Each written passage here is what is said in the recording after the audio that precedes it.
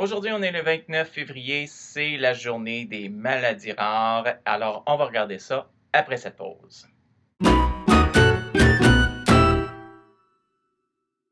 Journée des maladies rares ou des maladies orphelines. Et pourquoi est-ce qu'on célèbre cette journée-là le 29 février, vous allez me demander?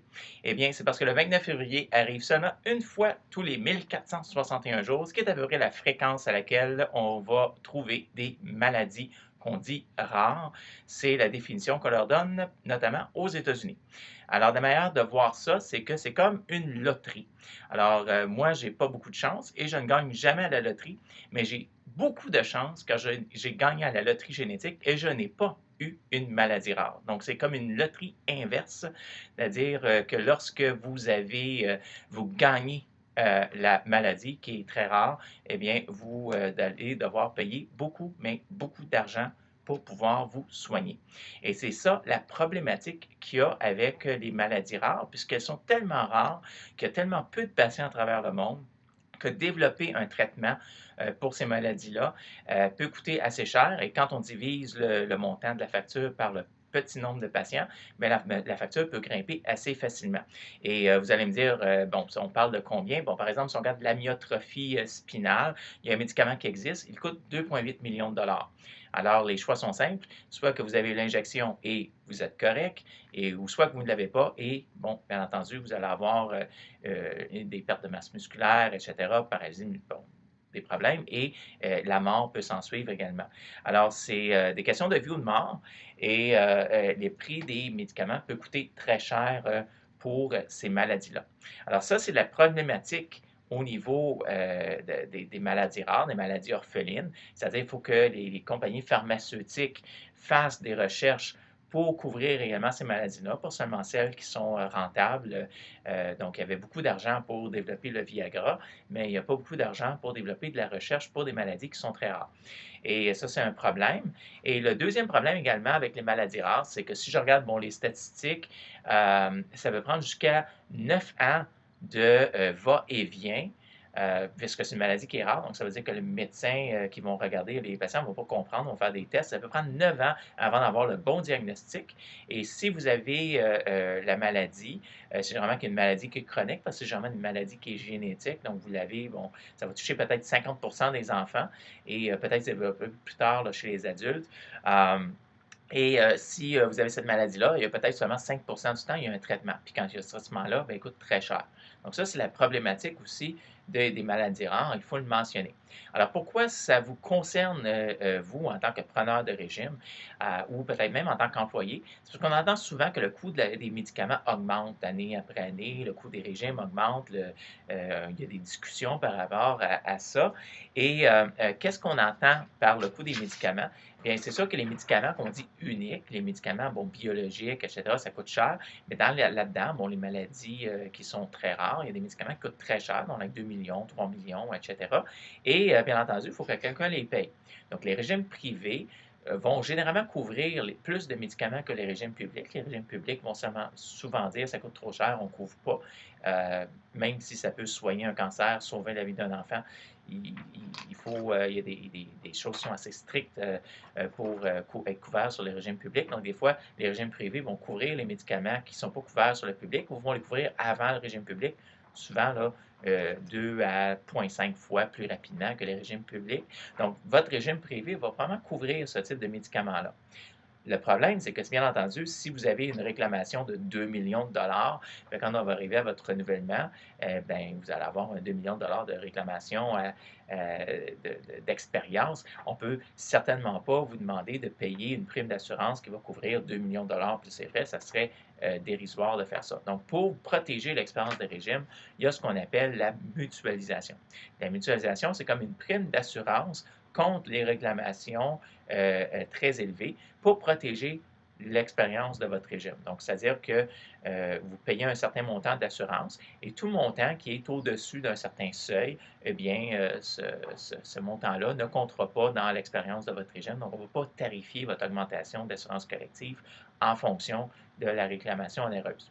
Pour vous donner un exemple, dans un petit régime, le seuil de mutualisation pourrait être de 8 000 et donc toute réclamation au-dessus de 8 000 ne rentrait pas dans l'expérience. Donc, si on prend l'exemple de quelqu'un qui prend un médicament qui coûte 2,8 millions de dollars, eh bien, c'est sûr qu'on ne pourrait pas demander à une PME d'une dizaine d'employés d'encaisser une augmentation de prime pour pouvoir payer 2,8 millions de dollars. Donc, le premier 8 000 va rentrer dans l'expérience du régime et après ça, bien, le reste, c'est la Société de compensation en assurance médicaments du Québec qui va s'en charger. Donc, il y a un processus de mutualisation qui existe.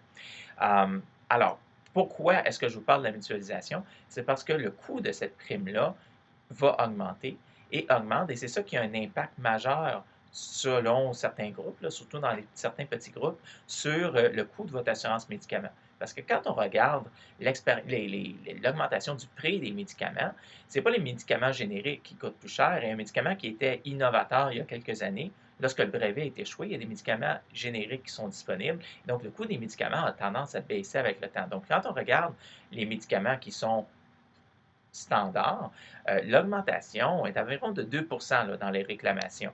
Et lorsqu'on arrive dans les médicaments qui sont mutualisés, bien, le montant qui est mis en mutualisation, qui est le montant réclamé, qu'on va sortir de votre expérience, lui, ce montant-là a augmenté environ de 43 par an. Ça, c'était des données là, qui avaient été présentées à la conférence TELUS sur les soins de la santé en 2015.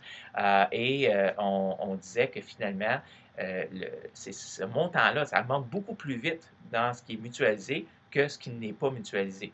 Et bien entendu, mais la prime pour vous protéger contre ces réclamations-là, elle augmente. Et c'est ça qui a un impact sur les petits régimes.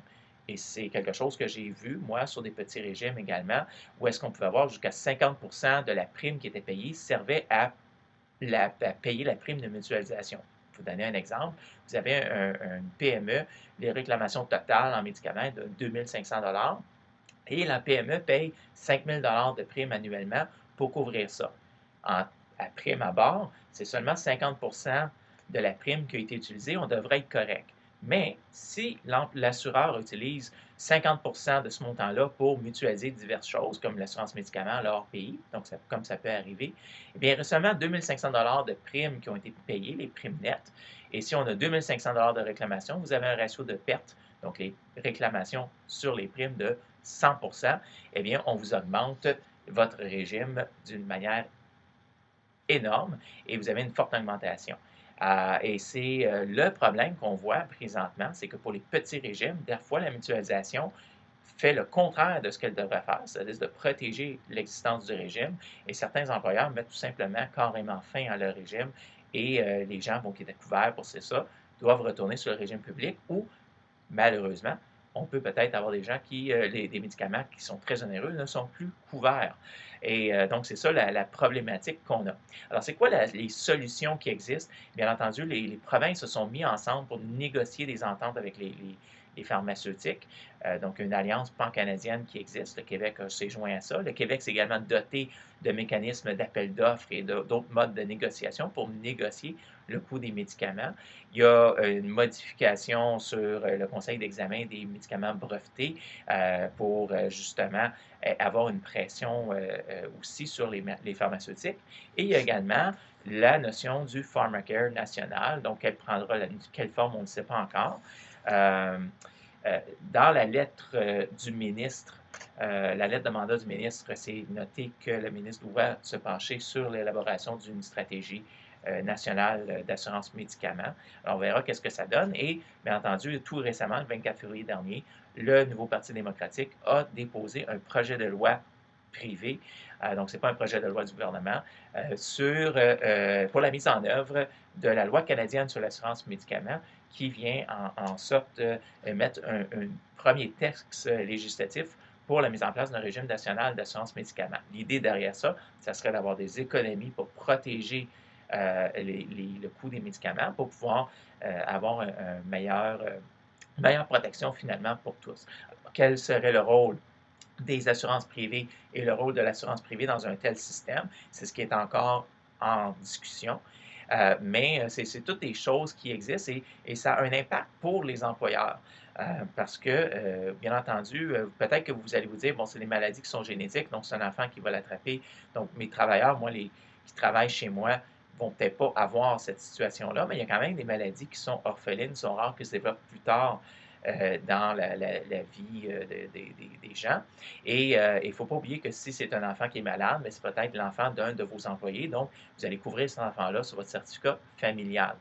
L'autre chose aussi qu'il faut, à laquelle on doit se pencher quand on regarde l'expérience, bon, les coûts de ces médicaments-là, de ces maladies rares, c'est que parfois on trouve un médicament pour une maladie qui est rare et plus tard on se rend compte que ce médicament-là pourrait également servir pour un autre type de maladie qui lui est moins rare. Sauf que le prix qui a été négocié, bon, quand on a mis en place avec le conseil d'examen des médicaments brevetés, etc., le prix de départ était assez élevé parce que c'était une maladie rare.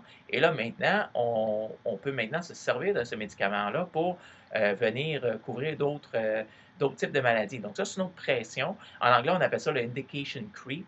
OK? Il y a d'autres indications pour le même médicament, d'autres ça qui peuvent se. Et ce que ça fait, c'est que ça représente un plus haut risque également pour les régimes de devoir à payer des réclamations pour ce médicament-là qui est onéreux. Donc, ça, c'est tout un aspect assez important. Et pourquoi? C'est des maladies qui sont rares, mais le prix qu'on doit payer pour couvrir ce médicament-là peut être tellement cher que ça a quand même un impact sur la viabilité de nos régimes d'assurance collective, d'assurance publique et même au niveau de l'accès même du médicament. Alors, où est-ce qu'on va avec ça? Si vous voulez avoir un bon article sur le coût des médicaments, je vous suggère la lecture de Mme Haché, Isabelle Haché, dans la presse. C'est paru il y a quelques mois de ça, qui s'appelle Big Pharma, le prix de la vie. Vous explique un peu la problématique qu'il y a, surtout quand les pharmaceutiques commercialisent des médicaments qui ont été faits où à la base, c'était des chercheurs universitaires qui ont fait ça, donc avec des fonds publics, et qui ensuite commercialisent ça euh, et que ça devient une question de profit. Alors, il y a toute cette dimension-là qui existe. Bien entendu, les pharmaceutiques disent qu'il faut quand même avoir de l'argent pour faire cette recherche-là. Donc, ils ont besoin d'utiliser, de faire payer un certain prix pour pouvoir faire de la recherche pour d'autres maladies rares. Donc, il y a toute cette question-là aussi qui existe, c'est au niveau de l'innovation. Il faut qu'il y ait un intérêt pour développer ces médicaments-là. Quand il y a très peu de patients qui sont atteints, c'est sûr que c'est moins attrayant pour une compagnie pharmaceutique de chercher un médicament pour cette maladie-là que pour, par exemple, une situation qui est plus commune. Donc, il ne faut pas se leurrer s'il y a des médicaments qui existent comme le Viagra qui existe. C'était beaucoup plus rentable de trouver le Viagra que de chercher à soigner les 4 ou 5 patients qui ont cette maladie à travers le monde et pour laquelle il n'y a pas de médicaments possible. Donc, il y a toute cette notion-là aussi d'innovation qui rentre en jeu. Donc, c'est une situation qui est assez complexe. C'est un enjeu qui est complexe. C'est pour ça qu'on a une journée spécifique pour parler des maladies rares. Aujourd'hui, mon but, c'est pas de vous faire de vous des experts en maladies rares ou de vous donner mes commentaires, mon point de vue personnel. Je fais juste lancer divers commentaires, diverses choses pour vous expliquer c'est quoi et pourquoi nous, en tant que conseillers en assurance et en rente collective, quand on regarde l'expérience d'assurance médicaments, quand on regarde les tendances au niveau des médicaments, des réclamations en médicaments ou des médicaments qui s'en viennent, qui vont être homologués bientôt, quand on regarde l'impact futur que ça va avoir, bien, c'est sûr que nous, ça nous concerne parce qu'on sait que ça coûte de plus en plus cher et à un moment donné, comme l'a dit Mme Haché, à quel prix vaut une vie humaine, jusqu'à quel point il faut payer et quels sont les mécanismes qu'on devrait mettre en place, que ce soit public, privé, partenariat entre les deux. C'est toutes des questions très importantes à laquelle il faut se poser. Alors, c'est la capsule d'aujourd'hui. Je voulais souligner la journée des maladies rares, maladies orphelines. Vous avez des commentaires, des questions, laissez-les en bas. N'oubliez pas de vous abonner à ma chaîne et de laisser un like sur ma vidéo. Dans les prochaines vidéos, je vais continuer à m'aligner sur les régimes d'assurance collective. Je voulais simplement faire une petite capsule aujourd'hui pour parler des maladies rares. Et en attendant, je vous souhaite une bonne journée et à la prochaine.